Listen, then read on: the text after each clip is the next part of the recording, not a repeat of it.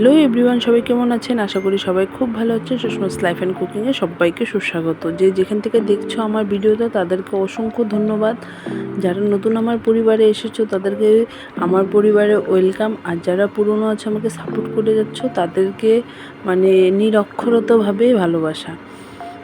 তো চলো আজকের ভিডিওটা শুরু করি। তো আজকে একটা সিম্পল নাস্তা রেসিপি নিয়ে আসছি, ম্যাগির পিৎজা যেটাকে বলে। তো এটা মোটামুটি আমার মনে হয় সবার বাড়িতেই হয়, কিন্তু তবু আমি কিভাবে বানাই সেজন্য আমি তোমার কাছে নিয়ে আসলাম। তো সবার ফার্স্টে আমি দুটো ম্যাগিকে জলে একটু ফুটিয়ে নেব, 60% সেদ্ধ করে নেব। তো আমি রোজ দিন ডেলি ব্লগ দিতে পারি না, কারণ আমার মনে হয় যে সেটা সম্পূর্ণ আমার নিজের ব্যক্তিগত মনে হয় যে রোজ দিন কি ঘর গোছানো, রান্না করা, খাওয়া, কি ভিডিও দেবো রোজ দিন। তোমাদেরও তো একটু ইন্টারেস্ট থাকতে হবে আমার ভিডিও দেখার মতন। তো আমি কিন্তু সবসময় চেষ্টা করি নতুন কিছু তোমাদের সামনে তুলে ধরার, নতুন অভিজ্ঞতা আমার, সেগুলো কিন্তু আমি তুলে ধরার তোমাদের সামনে চেষ্টা করি।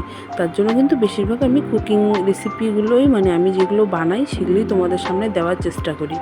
তো যাই হোক, এখানে আমি ম্যাগিটাকে সেদ্ধ করে তার মধ্যে গাজর কুচি, টমেটো কুচি, লঙ্কা কুচি আর পেঁয়াজ কুচি দিয়ে দিচ্ছি। এখানে চাইলে কিন্তু তোমরা ক্যাপসিকাম, তারপর ফুলকপি এগুলোও অ্যাড করতে পারো। আর দিয়ে দিচ্ছি দুটো ডিম, আর দিয়ে দিচ্ছি লবণ। এখানে চাইলে কিন্তু চিলি ফ্লেক্সও ইউজ করা যাবে, কিন্তু আমার ছেলেরা খাবে দেখে আমি কিন্তু চিলি ফ্লেক্স দিইনি।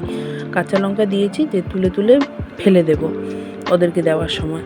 তো আর এদিকে দিয়েছি আমি যে ম্যাগির মশলাটা থাকে ম্যাগির প্যাকেটের ভিতরে, সেই মশলাটা।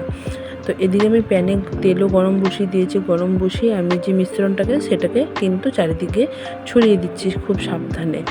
তো আমি এমন করে ছড়িয়ে দিচ্ছি, ছড়িয়ে এটাকে স্টিম কমিয়ে ঢাকা দিয়ে মিনিমাম 3 থেকে 4 মিনিটের জন্য কুক হতে দেব। তা আমি যেটা বললাম যে রোজ দিন একই রকম ভিডিও দিতে আমার নিজস্ব পার্সোনাল আমার ভালো লাগে না। আমি কিন্তু কাউকে বলিনি কথাটা, হ্যাঁ, আমি সম্পূর্ণ নিজেরটাই নিজে বললাম যে আমার রোজ দিন একই রকম ভিডিও দিতে ভালো লাগে না। তার জন্য কিন্তু আমি ডেলি ব্লগ নিয়ে আসি না, চেষ্টা করি তোমাদেরকে কুকিং দেওয়ার। আমার সঙ্গে যে অভিজ্ঞতা হয় সেই অভিজ্ঞতাগুলো শেয়ার করার। তো কেউ কিন্তু পার্সোনালি কেউ নেবে না, সম্পূর্ণটা কিন্তু আমি আমারটাই বললাম, ঠিক আছে? তো যাই হোক, এই যে দেখো 2 থেকে 3 মিনিট পর ঠিক এরকম লাল হয়ে যাবে। তার উপরে আমি একটা বাটার দিয়ে দিলাম। বাটার দিয়ে খুব ভালো করে এটাকে 4-5টা বাটার দিয়ে আমি রাফ করে দিলাম, যেন বাটারের গন্ধটা খুব সুন্দরভাবে বের হয়। আর আগে যদি আমি বাটারটা দিতাম তাহলে কিন্তু এত সুন্দর একটা যে গন্ধ, সেই গন্ধটা কিন্তু বেরোবে না। তো যাই হোক, এখানে কিন্তু আমার এটা হয়ে গেছে। টোটালি হয়ে যাওয়ার পর আমি এটাকে নামিয়ে নিচ্ছি। নামিয়ে এটার উপরে আমি দিয়ে দিচ্ছি চিজ, আর দিয়ে দিচ্ছি টমেটো সস। তো চিজ আর টমেটো সসই আমি দিলাম। কেউ চাইলে আরও অন্য চাটনিও কিন্তু তোমরা দিতে পারবে। তো আমার ভিডিওগুলো যদি তোমাদের ভালো লাগে অবশ্যই লাইক, কমেন্ট, শেয়ার করার অনুরোধ রইল। আর কোথাও ভুল ত্রুটি করে থাকলে আমাকে ক্ষমা করে দিও। আর ফেসবুক থেকে দেখে থাকলে আমার পেজটাকে প্লিজ ফলো করে নিও। তাহলে আজকের জন্য এই ভিডিওটা এতটুকুই রইল। আশা করি তোমাদের একটু হলেও ভালো লাগবে। আর যদি কোথাও ভুল করি ক্ষমা করে দিও। তাহলে আজ তবে আসি, সবাই ভালো থেকো, সুস্থ থেকো। দেখা হবে পরের ভিডিওতে।